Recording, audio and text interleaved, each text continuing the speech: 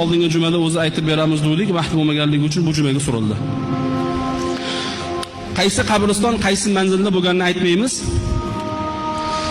Bizning huzurimizga oldingi jumada bir kishi keldida, bir narsani ming hijolat bilan ko'rinishlardan ham o'zi masalar yaxshi emas ekan, bir qabristonda go'rkov bo'lib ishlar ekanlar.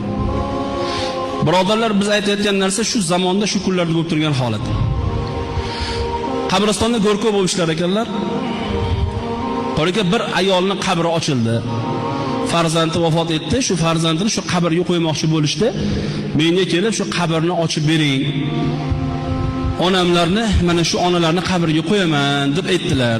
Xo'p dedimda, qabrni ko'lab ochib qarasamki, tandirni qabrni ichi xuddi tandirga olov yoqilganda qanday kul bo'lib ketadi qorayib. Xuddi shunday bo'lib turibdi. Qabrga tushib, ko'lab bo'lib, shuni taftini issiqligini bilib turdim badanimda dedilar. Hozir shu kunda bo'lib turgan holat. Tandiri yoqsangiz, ichi kuyib, qorayib, tushib kul, qabri ichi kul deydi. Shundan tutsam oyog'im kulga tushdi deyapsiz. Qabrni ochdim, tushdim, kul, qabri ichi qop-qora bo'lib ketgan, kuyib ketgan deydi. Shundoq deydi, nimani kuygan hidlari kelib turibdi deydi, qabrga deydi. 40 yil oldin qo'yilgan ekan, 40 yil oldin shu ayol. Tushdim, tafta shunday qizib turibdi deydi. Odamlarga ayting, Allohdan qo'rqsinlar.